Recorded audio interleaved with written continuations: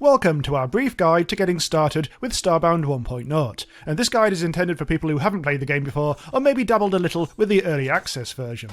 Starbound does have a tutorial these days, so we'll cover the stuff the tutorial doesn't really cover. This game is still getting patched, so be aware things may change by the time you actually watch this video. Okay, so when you're starting a new game, do be aware that there are currently no real differences between the playable races you can choose, other than cosmetic, so don't stress too much about this. If you're a nervous beginner though, do choose casual mode down here, and this means you don't have to worry about hunger, which we'll talk about later, and when you die you won't drop anything, you'll just reappear on your ship. To be honest, most people should get on with survival mode. You do drop some items when you die, which is a bugger if you die deep inside a planet, but you do get to keep essential stuff such as weapons and food. Right, so I've just switched over to one of my pre-existing characters, Spoiler Ape. Now Starbound used to have 10 one-handed slots and 1 two-handed slots up here on the hotbar, but for 1.0 you get 12 two-handed slots, which does sound better, but it does have a few quirks that you should be aware of. First of all, you only see 6 slots at once, 1, 2, 3, 4, 5, 6, with your matter manipulator stuff in the middle. So you need to press X, and it'll flip over to the second set of 6, and both are bound to the 1 to 6 keys, so just switch between them like that. And secondly, some items are two-handed and others are one-handed. Weapons such as broadswords, like this one up here, this will take up both left and right hand, so it appears twice. But you can also get weaker one-handed swords and things like daggers, which leaves the right hand free for shields, torches, or even a second one-handed weapon. Here I've got a dagger in my left hand and a shield in the right, so you can use both at the same time.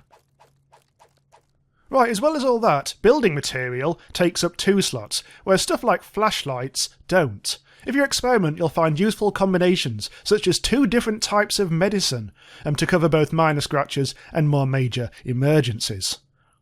Finally, they no longer function as bonus slots separate from your main inventory. They're now just shortcuts. So for instance, the cobblestone up here in slot 4 is pointing to this stack right here. So you could actually have 2 slots which both point to the same item stack. That might sound a bit pointless, but it does mean that you can put medicine in slot 6, like I have, on both sets of slots, 1 and 2. 1 and 2. So no matter which set you're looking at the current time, you know slot 6 is definitely going to be your healing slots. Right, so let's talk about food, here on a different character. Now this should go without saying, but your ship does have a storage locker. The tutorial doesn't point this out, I don't think, at time of writing, so be aware that the locker contains food, and a few other supplies for your first planetary expedition. Press E when your mouse is hovering over it. As you can see, here's some food, and here are those supplies. I'm Shift and clicking these, so it automatically puts it into the right place, into the right tab in my inventory. There's the torches, and there's all that food. So, unless you're on casual mode, you do have a hunger bar, the orange one in the top left. You will die if it reaches 0, but you do get plenty of warning when you're hungry. To replenish hunger, you can either eat raw food or prepared food. Now, as you know, we've already got some prepared food in our inventory, so I'm putting it into my slot, although I think you can just do this as well. Just left-click anywhere outside the ship, and I've eaten. Alternatively, I could have selected my 4 slot and then left-clicked there, but that's a bit of a slower way of doing it. As you can see, now I'm eating. My hunger bar, which was really near the top, is now fully at the top, so I'm completely satiated. But I won't be able to eat any more food until that goes down, so do be aware of that. So anyway, raw food can be found growing on many planets, and you can harvest them with E, and eat some of them to restore your hunger bar just a little. Okay, so I've picked up some corn and some wheat, also some seeds. Just ignore him. And as you can see, there's the corn and there's the wheat. Now, you can eat the corn. Let's put that in my inventory up there. But you can't eat the wheat because that's a cooking ingredient. You can't eat cooking ingredients. Let me just show you that. Just put that into there. So the corn, eat the corn. Hunger is only replenished in a tiny amount of fashion. Might not be able to see that, but trust me, it's not much. As for wheat, no, you cannot eat that, but you can say, cook with it and make bread and stuff like that. Cooking food is a far more efficient way to restore hunger. There are a few ways to cook, but really at this stage of the game, your options are very limited, and you may as well stick to just the raw stuff and your ship supplies, i.e. these tinned goods. Or at best, though, you can cook hunted meat on a campfire. It's all very well, all this some food stuff, but it is worth pointing out that both raw and cooked food spoils after a while and becomes useless junk in your inventory. So you should only really prepare a small amount of food at any one time, just anything that you actually are going to use. Later on, you'll be able to craft things like fridges that keep your food fresher for longer. Okay, so your first quest, accessible here in the quest tab, is to explore the orbited planet, and you can check out active quests here. If you've got more than one, you can choose to stop tracking this one and choose a different one. And you can also look at any completed quest that you've got. But we'll stick with this one, so just quit out of that. And this involves going down to the planet, which we've already glimpsed in the food section. But let's have a proper old go with it now. Your first planet will always be a lush planet with monsters that should be killable in just a few hits with the broken sword that you're given at the start. Notice that all these two-handed weapons have a secondary function if you press the right mouse button. Like that. But that does use up your green bar quite quickly. That does come back fairly quickly as well, though. So yeah, here's some baddies we can tonk. There's some yellow leapy things, which can be taken down in just a couple of hits. And there's a nutmidge, which takes a bit longer, like this.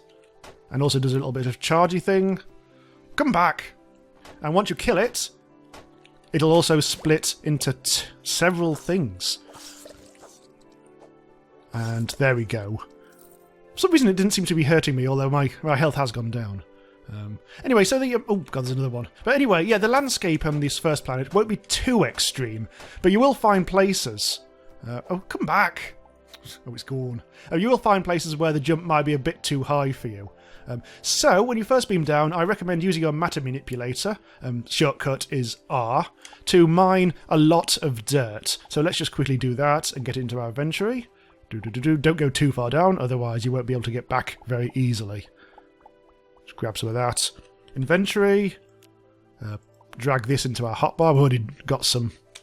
We've already put it in automatically. So, now you can just place stuff down, and there you go. You can easily jump up. Or you can also use it in this cheating fashion. Yeah, if you don't fancy killing, you can do that. It's a little scummy, but handy for a breather if you are surrounded. Oh, hello. That was a mistake. Also, I strongly recommend from early on harvesting some trees. So you just left click with your matter manipulator enabled, because you are going to need a lot of wood very soon. So you may as well make a bit of a start on it now. There we go. I have found some woods, which is a material with a great many uses. Okay, so you could continue to explore the planet, but I've got a better idea. And because early on you have to face set events that require you to fight good, now is a good time to craft yourself a better sword and 3 bits of armour. Now your first crafting tables are best built on your ship, away from danger. So we're going to start with an inventor's table, so I'm pressing C to open my crafting, or you could click up here.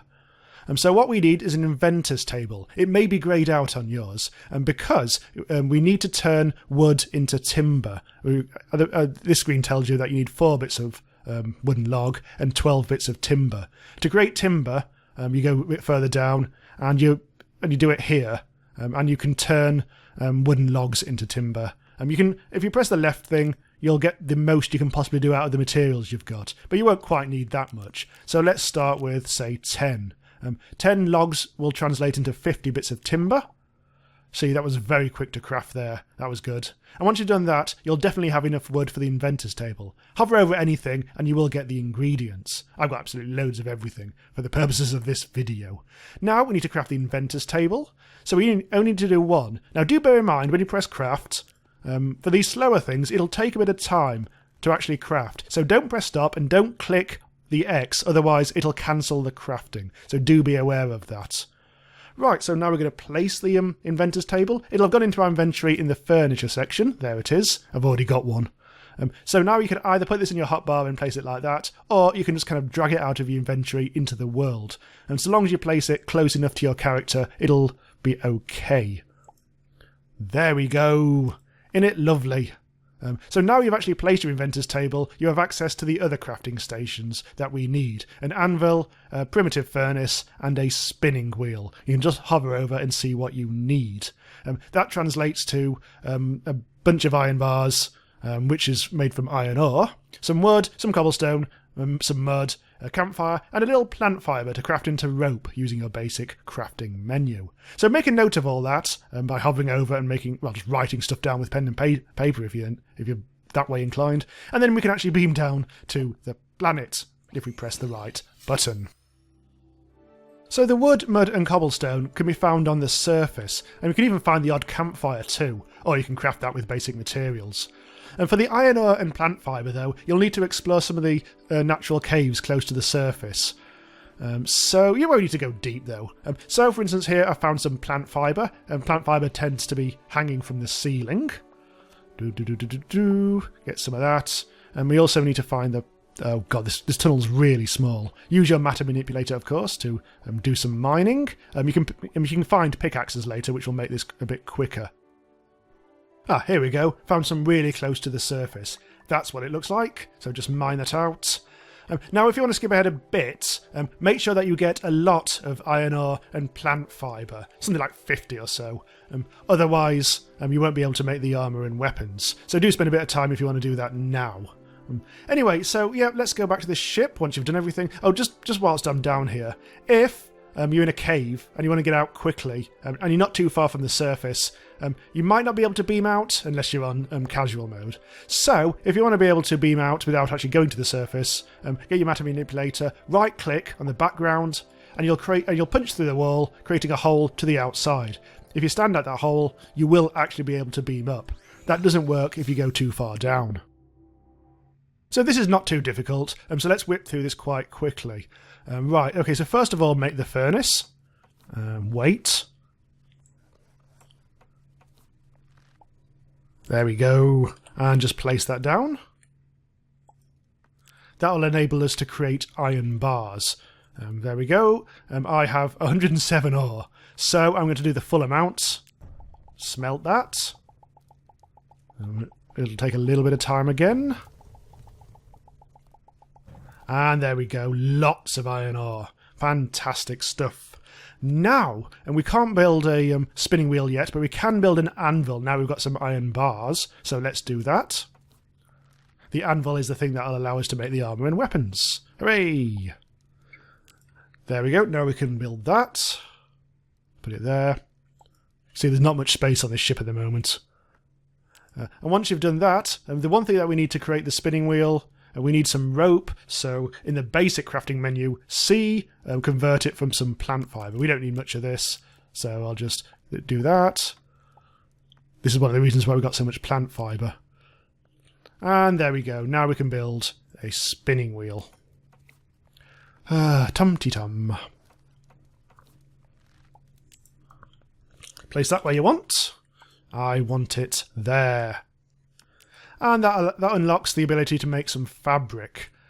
So, let's go to the anvil. And what you'll need is, there's going to be, on your armour tab, there's going to be two lots of things. There's the, in this case, because I'm playing a human, I've got the scavengers set of armour and the scouters. And the scavengers requires tungsten, which is for later on in the game. So we want the scouters. The names will be different depending on which race you play, so do watch out for that. You'll want the 3 bits of armour that are craftable using iron. So the chest plate requiring 5 iron bars, and some fabric and some string. The greaves require iron and fabric, and so does the visor. So as you can see, we do need some fabric and some string, which is where this comes in, the spinning wheel. You'll need a lot of fabric, and that's converted from plant fibre. So I could theoretically do 38, but you don't want to do that many. Let's say 15. I think that's more than enough. Once it's done that, and craft 1 bit of string. That's all you need. Again, that uses a little bit of fibre. Right, hopefully, go back to the anvil. Yes, they're now lit up because I've got all the material we need. So, Scouter's chest guard. It'll take a while again, I'm afraid. Oh, yeah, if you click off it, yeah, it stops it. as I've said earlier, but if you click on anything that happens, so be careful. So, forge the greaves, which is, 2 iron bars and 2 fabrics, and finally the visor, which is 3 and 5.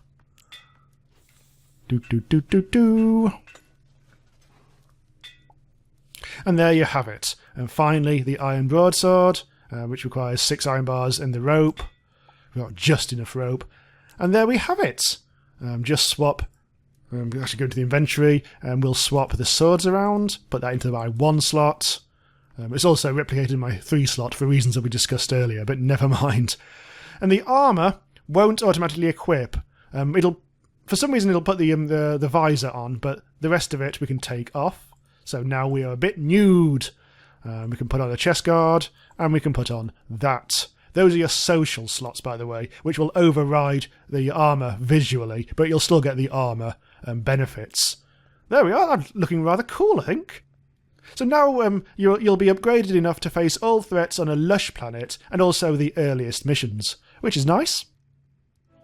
Blimey. This planet has a mushroom village on it.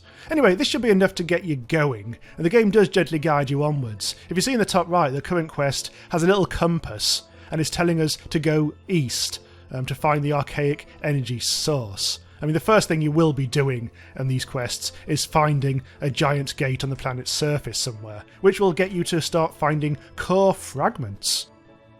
So this is the gate you'll be looking for. On this planet, it's to the east of the Mushroom Village, but that will be different for yours because all the planets are procedurally generated. And this is where you get told to collect core fragments. As you can see, my mission thing has actually already updated. Those core fragments can be found either in the mine near the planet's surface, or right at the core of the planet if you fancy a bit of a dig down. Either way, you're going to have to fight quite a few enemies and avoid a lot of platforming drops, so be careful out there. And then beyond that, you'll end up teleporting to this mysterious outpost full of ships and quests, and at the very right-hand end of this, you'll find the Ark, where the real plot of the game begins. So good luck with that! And if you want to see me play Starbound 1.0 properly, check out my new series where I play the game from the beginning on hardcore mode, a mode where you get 1 life, making it a seriously nerve-wracking experience. Okay, subscribe to be notified about future Starbound videos, and a lot of other stuff as well, and thanks for watching. Bye bye.